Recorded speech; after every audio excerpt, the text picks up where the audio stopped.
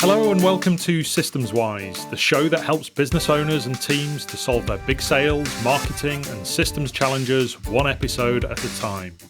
You can watch the video version of this episode at getsystemswise.com. I'm Gareth Everson. Thank you for listening to the Systems Wise podcast. On this episode, I'm going to be demystifying the different types of landing pages. This is one of those areas as a small business owner where you can be utterly bemused and sometimes taken for a ride by service providers who will pull a cloak over your eyes and make this topic seem way more complicated than it needs to be. And in this landing page series, I want to pull back the curtain on this to reassure you that landing pages aren't particularly complex as a concept. What you include on them and don't include in them is relatively straightforward to understand once you know how. I also want to give you reassurance that this whole process shouldn't be expensive. And I want you to come out of this series, if you listen along, being more knowledgeable than most small business owners out there. So even if you're not planning to do this yourself and manage this yourself in your own business and hire somebody to do this instead, at least you'll be a better buyer of those services. That's my big hope, my big aspiration for this landing page series for you. So in this episode, I'm going to be talking about the 11 key different types of landing pages, explaining what they are, giving you an introduction to them and an overview of what they are, so that we can start then demystifying them in their own individual episodes. So let's get into it.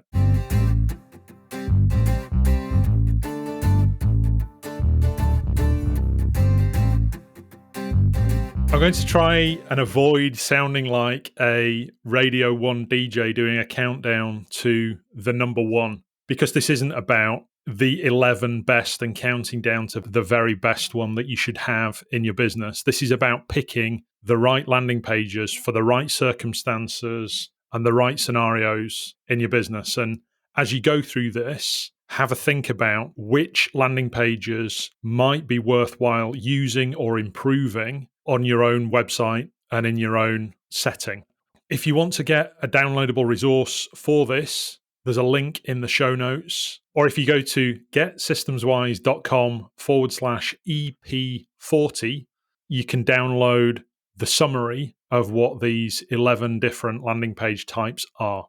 Remember, just as a recap, that the core purpose of a landing page is to drive to one single action that the visitor to that page should take. So that's something that goal encompasses everything that these 11 landing pages should do. And the first one of these is a landing page on your website that helps you filter that visitor down to the next page that you want them to take action on. So you know that you solve a problem for people in your business, and there are different types of profiles or people that are impacted by that problem. I'll give you a simple example. You run a physio business and you are offering a service around a consultation for back pain. It's one of the most common entry points for physios to capture new leads in their website. However, you've got a different demographic of people that might be suffering that back pain. You might have somebody who is young and sprightly and athletic and has back pain caused by either overexertion or something related to the sport that they're playing in. So that's one particular demographic of somebody that might visit that page. The page that you then want to take them to is something that really speaks to that need. It uses visuals, it uses language, it uses an opt-in that relates to that person that's come to that site. The second pathway that page could take is something around a work-related injury. So somebody has encountered something at work or got back pain from doing something, lifting something, or sitting at a desk for too long or too uncomfortably, and you want to send somebody down a different pathway for that. The third scenario in this example could be for people that are let's say, of a certain age that are starting to suffer with back pain from either lifting shopping or lifting the grandkids or not being able to be as mobile as they once were, and they need to address that part of aging. So you've got in this landing page where you're filtering different people, a different pathway for those different interest areas. All that we want that landing page to do is to welcome people onto the site, to reassure them that they're in the right place, to give them some social proof that they're here to get the right answers to what they do. And the core purpose of this landing page type is to segment them down a pathway of where you want them to go next. So that's the first landing page type that we're talking about. A different example for this, and if you work in a service business like I do, I'll give you an example of how I filter people in this way on my website. So I help people with their systems and their software, and I've got 3 demographics of people that I serve. One, are complete newbies who've never really systemized anything by way of sales and marketing processes in their business. The second grouping is people who've done it one time around, but possibly not getting the results that they were expecting to, or have fallen out with a supplier that they've worked with. And then the third demographic are what I'd describe as partners. So people who want to learn and be mentored in doing this kind of thing for their own clients. So that's how I use that in my own business. You might have wholesale and retail type customers that are coming through who are hitting a landing page based on a keyword, but need to be segmented based on who they are and where they've come from. So that's the first one. It's just the simple click through landing page that takes them to the place where you want them to go to answer that problem that they've got, but in the language that they understand and that they'll connect with. Our second landing page is a scenario where it's probably closer to the bottom of the funnel. And what I mean by that is somebody has done their research online. They have really got a grasp of how they want to address the particular challenge that they've got. And all your landing page is doing is making a sales offer for that particular solution. So it's understood enough. You can explain their needs really clearly, but also the benefits of them buying that service from you on that first page that they hit on the site. And our call to action on that is that they literally transact with you. They buy that product from you. So on that kind of page, you're welcoming them there. You're giving them some reassurance that they're in the right place with the copy and imagery that you use. And you're making them a clear and transparent offer to solve that particular problem. And you're backing that up with some social proof. So that's a sales landing page. The third type of landing page is what I would describe as a lead generator landing page.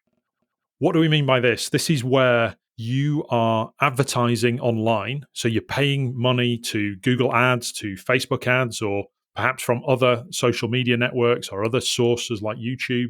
And the sole purpose of this landing page is to connect what they've read by way of the interest and the promise that you're making on the ad to them, that when they come to that page, you're building on that interest in the page. You're reassuring them that they're in the right place. You're giving them assurance through social media proof, through testimonial proof, reviews proof on there. And most importantly, you have a form on there or a means for them to leave their details and get the resource or get the service or get the opt-in outcome from visiting that page. So that's a lead generation landing page.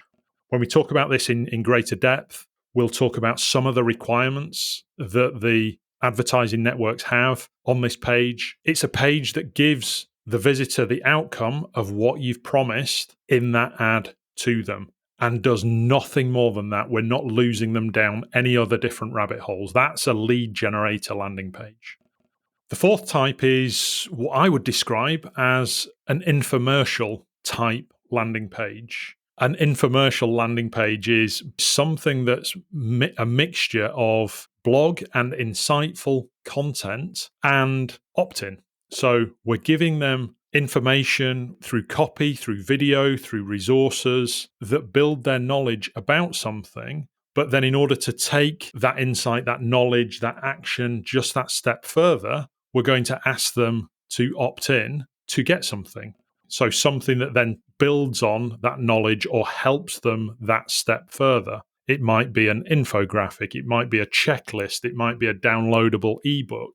But the key difference between what I would describe as an infomercial landing page and a regular one is probably that it's a little bit more in depth, presents you as knowledgeable and as an authority on a topic. And off the back of it, we're asking them to opt in order to get something that's useful to them off the back of them having visited this page. The difference between an infomercial page and a regular blog page is that we're decluttering everything around it. We're not putting category links in there. We're not putting big menus in there. We're not putting links to other resources where they might get distracted and go off down that little rabbit hole. We're focusing on getting them as a lead, but off the back of them seeing that we're an authority and knowledgeable on this subject. The fifth landing page type is what I describe as a squeeze page. And by contrast to infomercial style landing pages, a squeeze page is an opt-in page where somebody already knows you, they already trust you, and it's just a step in the process where they're giving you their details to get something. So a squeeze style landing page is very much something that's just focusing their mind on doing the thing that they want to do next to get that resource. So you've already built trust, you've already built authority. The squeeze page style is very little more than just a form and a headline and a small bit of copy for them to leave their details. It's distraction free. Then the next type of landing page is one that's become increasingly popular as social media networks have restricted the number of links that you can include on your profiles. And this one has been made popular by services like Linktree, which you may already be a user of, or you might have heard of, or if you haven't heard of it, I'll give you a little bit of a description here. A Linktree style page is a single page that people go to that is the one link in your social media profiles, Instagram, X, Facebook, LinkedIn, wherever it happens to be. And you're taking somebody to that one page that has multiple different options for them to do something next. It might be links to your other social media profiles. It might be an option to book some time with you. It might be an option to download your best ebook resource. A Linktree style page is basically a directory of your best stuff and your best profiles. It's very similar in a way to your click-through landing pages, but the key difference is that it sits on its own as its own site in effect. So it might be a website URL that is your name or something that's related to your name. So not your main site, but a single page site that has this structure of links around your best content or your best resources. Then the next type of landing page is another one that's become quite popular recently with apps like ScoreApp, who are really taking a foothold in this market, and it's the survey style or the quiz style landing page. What we're able to do with quizzes and with surveys is find out a lot more and in a lot more segmented way what the problems that our visitor has in relation to our service that we provide. It takes a lot more for them to fill in all of these details, but in return, the promise that you should be making them is that they get something that's a lot more tailored as a result of them filling in these details. So as a result of them completing this survey or this quiz, they get some sort of outcome that is really tailored to where they're at with the problems that they have. So this survey or quiz style landing page invites people in, gives them a little bit of an overview of what it's all about, is really clear about the outcomes that you're going to share with them off the back of it. But in return, they're going to fill in anywhere between, say, 3 and I've seen it as many as 30 or 40 questions on your survey. More typically, it's between sort of 8 and 12. They're going to be answering these simple to respond to questions, usually radio style questions where you pick this option or that option or a sliding scale type one, things that are easy for them to answer, but based on the scenario that they're at. That's the survey or quiz style landing pages.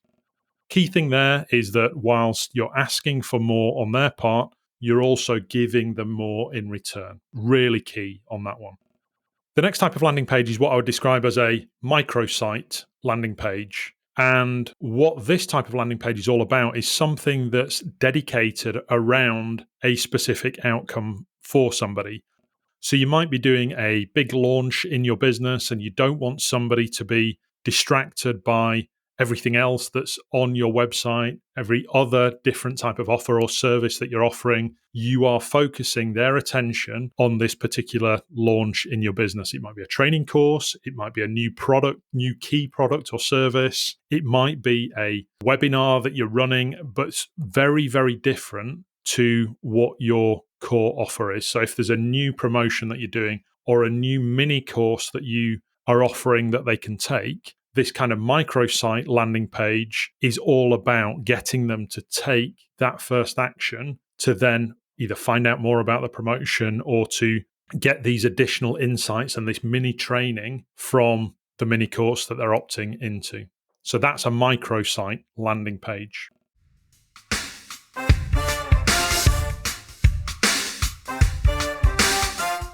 So those are the 8 key landing page types that you'd put on your own website. I want to finish this episode with 3 different types of landing pages that can add to an already valuable web presence that you've got. And the first one of those is what the industry refers to as splash pop-ups. So when somebody is on your website or on a blog, when a pop-up page appears after somebody's been on the page for a certain amount of time or they've scrolled so far on the page, and that's making them an offer to download a key resource or to get something that is of value to them. Splash pages, splash pop-ups really split opinions online. So many people absolutely hate them because you were immersed in something and you've been distracted by this large pop-up that you have to take a specific action to remove from your vision, to remove from the screen so that you can carry on doing what you were doing before. By contrast, the opt-in rate on splash pop-ups is exceptionally high. So if somebody has been on your site for a while, they're immersed in a particular topic and you've built a level of trust around that, splash pop-ups have amazing opt-in rates for your audience. So if you're torn between you hating seeing them on other websites versus wanting to capture all the leads that you possibly can do on your website, splash pop-ups are something that we should probably look at a little bit more further. And I'll be doing that later on in this series.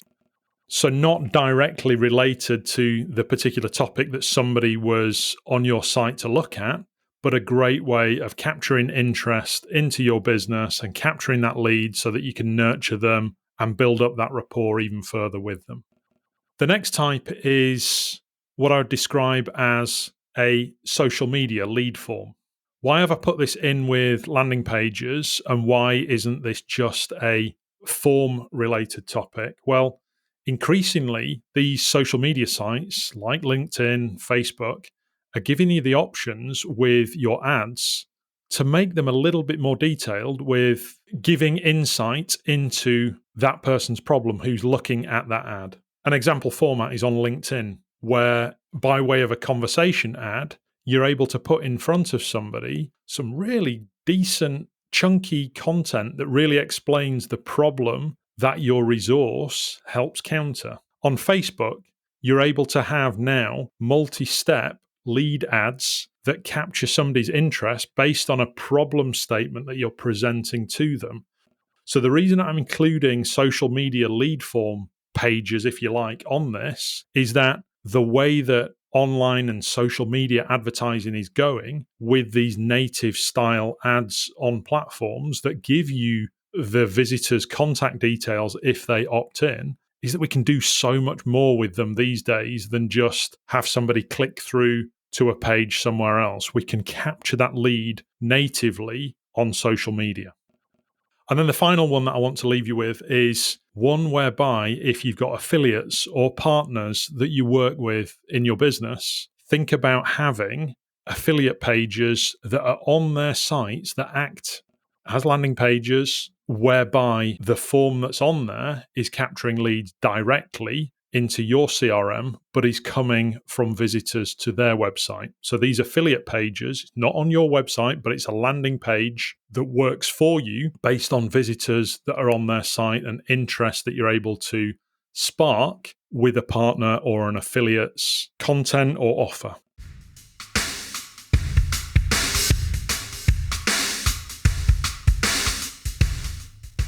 So see this episode as an inspiration one, or as a box ticking one of what you've got and what haven't you got, and a source of inspiration for where you might take the ability to capture leads on your website or off your website. I'll be going into each of these different landing page types on different episodes. There'll be short episodes on each. I'll be screen sharing. So if you can watch these episodes on YouTube, you'll be able to see much more and get more insight from them. But stay tuned for those. If you've got any questions, don't hesitate to message me. Best way to get hold of me is on LinkedIn. If you go to askgareth.com, that will take you directly to my LinkedIn profile where we can connect. My DMs are open on there. Let's have that conversation. If there's something that's missing in your business or in your knowledge around all of this, don't hesitate to drop me a message. If you value this content, I'd really welcome it if you would leave us a review wherever you're listening to this podcast. Thank you for listening, and I will see you on the next episode. Thanks for listening to this episode of the Systems Wise podcast. Remember that what we learn today builds more value if there's a plan to take action on it tomorrow. So head to getsystemswise.com and check out all the resources and training on the software and systems that you need to build a scalable business without breaking the bank. And if you value the show, please help others to discover it too by leaving us a review wherever you get your podcasts, or by sharing a link to an episode on LinkedIn or wherever your finger does its scrolling.